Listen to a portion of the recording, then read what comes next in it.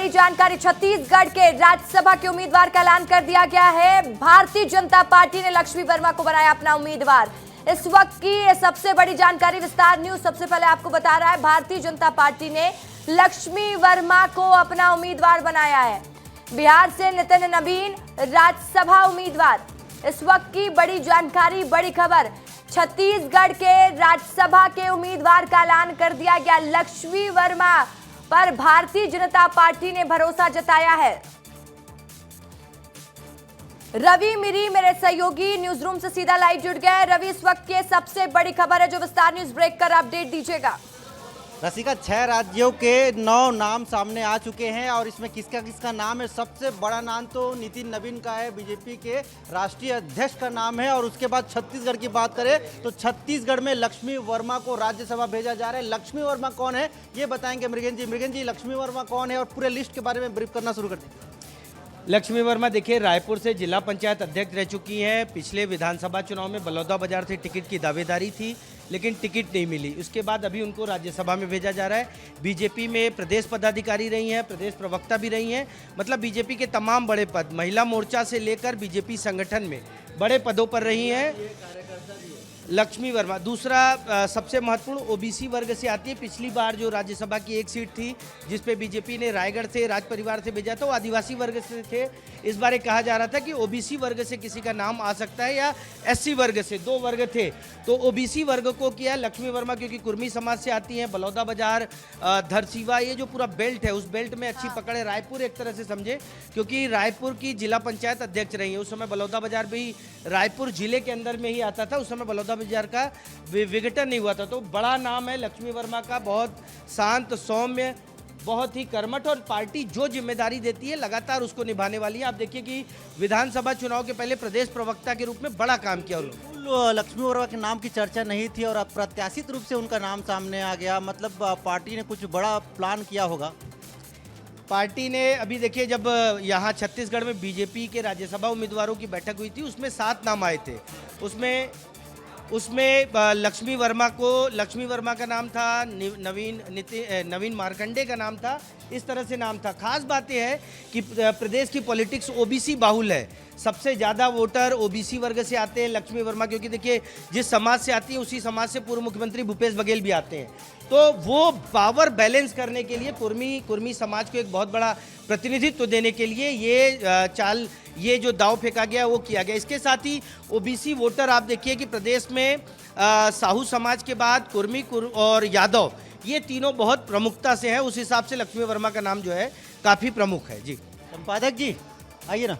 नितिन नवीन को भी राज्यसभा भेज दिया गया है। लक्ष्मी वर्मा का तो हमने बता दिया, लेकिन नितिन नवीन वहाँ मंत्री हैं बिहार में और उसके बाद राज्यसभा जा रहे हैं। देखिए, निश्चित तौर पर अब इसको राष्ट्रीय फलक में देखना चाहिए। नितिन नवीन जो है वो अब देश और दुनिया के सबसे बड़ी पार्टी के, मृगेन जी आप भी आइए, शामिल होइए इस पूरे बातचीत में, अध्यक्ष, राष्ट्रीय अध्यक्ष हैं। तो अब ऐसे में बिहार के परिप्रेक्ष्य में या छत्तीसगढ़ के परिप्रेक्ष्य में नितिन नवीन के कद को नहीं देखा जाना चाहिए। और इसलिए मुझे लगता है भारतीय जनता पार्टी ने एक तो राज्यसभा जाना, राज्यसभा बीजेपी की तरफ से जाना और बीजेपी को रिप्रेजेंट करना राज्यसभा में, तो वो बीजेपी की बात करेंगे, भारतीय जनता पार्टी की बात करेंगे और राष्ट्रीय परिप्रेक्ष्य में बात करेंगे। और जैसा कि आपने सुना होगा, जब उनका ऐलान हुआ था, राष्ट्रीय अध्यक्ष जब वो बने थे और उनकी ताजपोशी में प्रधानमंत्री नरेंद्र मोदी ने कहा था कि ये मेरे बॉस हैं, तो ऐसे में नितिन नवीन का ये माना जा रहा था कि वो उन्हें राज्यसभा या देश के सर्वोच्च सदन में भेजा जाएगा, क्योंकि अब वो विधायक और प्रभारी, सह प्रभारी, अब इन सबसे बहुत ऊपर उठ गया उनका मामला।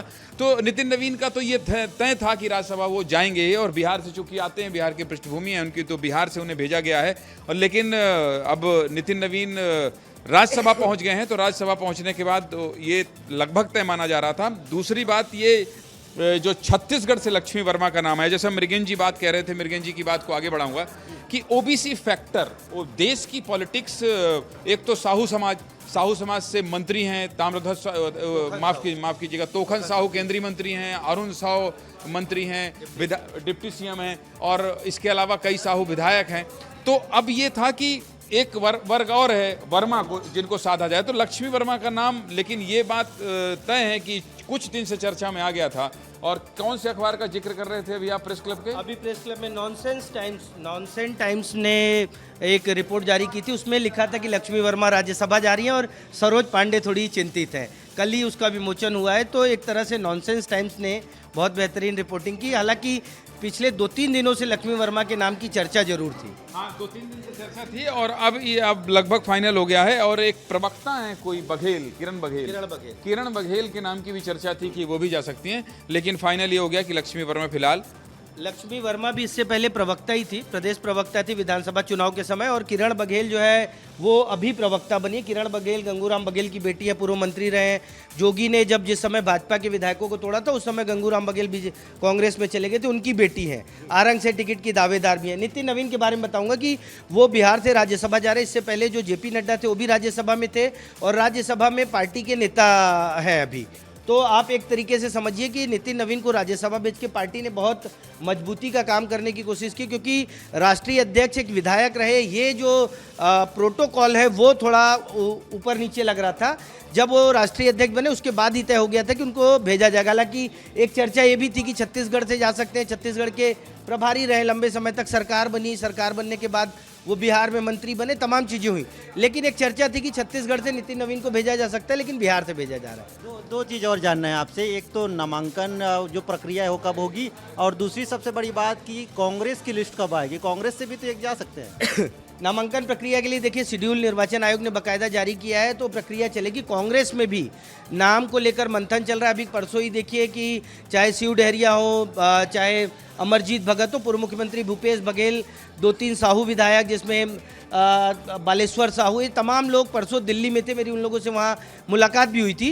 तो कांग्रेस में भी प्रक्रिया चल रही है और ऐसा बोला जा रहा है, ऐसा माना जा रहा है कि इस बार दीपक बैच को भेजा जा सकता है। हालांकि दीपक बैच को रोकने के लिए उनका जो विरोधी खेमा है वो इस तरह से सक्रिय है और वो अपने किसी उसको लाएगा, क्योंकि कांग्रेस से जो एक सीट है वो ट्राइबल की है, फूलो देवी नेताम। तो ऐसा माना जा रहा है कि फूलो देवी नेताम ट्राइबल है, उनकी ट्राइबल की जगह ट्राइबल को किया जाएगा। दूसरी सीट केटीएस तुलसी की थी, जो इस बार कांग्रेस के पास आने की संभावना कम है, इसलिए एक ही उम्मीदवार होगा। लक्ष्मी वर्मा इससे पहले क्या क्या चुनाव लड़ चुकी हैं वो भी थोड़ा प्रोफाइलिंग भी कर दीजिए, ताकि दर्शकों को समझ में आए कि लक्ष्मी वर्मा है कौन। नहीं, लक्ष्मी वर्मा काफ़ी सीनियर नेता है।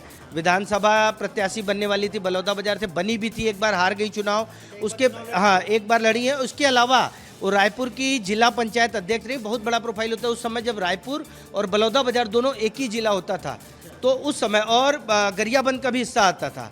आप समझिए तीनों जिलों को मिलाकर वो जिला पंचायत अध्यक्ष रही, तो बड़ा कद होता था रायपुर के जिला पंचायत। अभी थोड़ा सीटें कम हो गई हैं, अब 15 जिला पंचायत सदस्य होते हैं, उस समय ज़्यादा होते थे। तो और दूसरा लक्ष्मी वर्मा, क्योंकि लगातार आप देखिए वो किसी कंट्रोवर्सी में नहीं रही हैं, वो लगातार पार्टी जो जिम्मेदारी देती है उसको पूरा करती है, पार्टी के बड़े नेताओं की गुडबुक में रही हैं और सभी से तालमेल अच्छा है उनका। किसी बड़े पद की लालसा नहीं, प्रवक्ता बना दिए तो प्रवक्ता का काम करती रही और जो उनको जिम्मेदारी दी जा रही थी वो काम करती रही, शायद इसी का फल मिला है।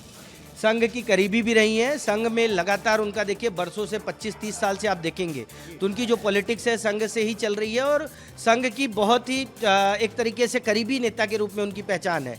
और संघ और संगठन में जो जिम्मेदारी लगातार मिलती रही उसमें जो तालमेल बिठाया इन्होंने बिना किसी विवाद के, तो आज राज्यसभा उम्मीदवार बनी है। महिला को भेजना, इसके पीछे की क्या समीकरण क्या हो सकता है, ये भी थोड़ा समझाइए। बीजेपी ने इससे पहले एकमात्र महिला सरोज पांडे को भेजा था राज्यसभा और उसके बाद ये आई हैं। सरोज पांडे का भी कार्यकाल पूरा हुआ है कुछ समय पहले। अब जो है सरोज पांडे, क्योंकि उस समय जब राज्यसभा में थी तो भाजपा की राष्ट्रीय महामंत्री महासचिव भी बनी और महाराष्ट्र जैसे राज्य का उनको प्रभार मिला था। लक्ष्मी वर्मा को भी एक तरीके से देखा जाए तो महिला रिप्रेजेंटेशन, ओबीसी वर्ग में कुर्मी वर्ग और रायपुर संभाग, आप देखिए रायपुर संभाग में इस समय राष्ट्रीय स्तर पर नेताओं की बहुत कमी है। बस्तर से राष्ट्रीय उपाध्यक्ष बन गए, राजनांदगांव से बन गए हैं, सरगुजा से बन गए, लेकिन रायपुर से राष्ट्रीय नेता जो भाजपा के केंद्रीय संगठन में हो या राज्यसभा में हो वैसे नहीं आ पा रहे थे। बहुत समय बाद रायपुर संभाग से किसी नेता को राज्यसभा भेजा जा रहा है। जो लिस्ट है इसमें किसी भी महिला का नाम नहीं, सिर्फ एक महिला है, वो भी छत्तीसगढ़ से है। तो छत्तीसगढ़ में महिला नेतृत्व की बात करना आप सही है? नहीं, देखिए अभी ये 9 राज्यों की सूची है और 9 राज्यों की, क्योंकि 37 सीटें टोटल खाली हैं, उसमें एक महिला आ गई है, हो सकता है जो अगली सूची आए उसमें कुछ और महिला का नाम आ जाए, तो उस लिहाज से नहीं देखा जाए। लेकिन छत्तीसगढ़ में महिला को कैंडिडेट बना के एक अच्छा दाव खेला है। अब कांग्रेस पर प्रेशर होगा कि वो भी किसी महिला को दें। हालांकि अलग अलग समाज से और अलग अलग वर्ग से लोग आ रहे हैं, लेकिन कांग्रेस पर एक दबाव होगा, क्योंकि उधर से भी महिला कैंडिडेट क्या ही राज्यसभा का कोटा खत्म हो रहा है, जो फूलोदेवी नेताम है।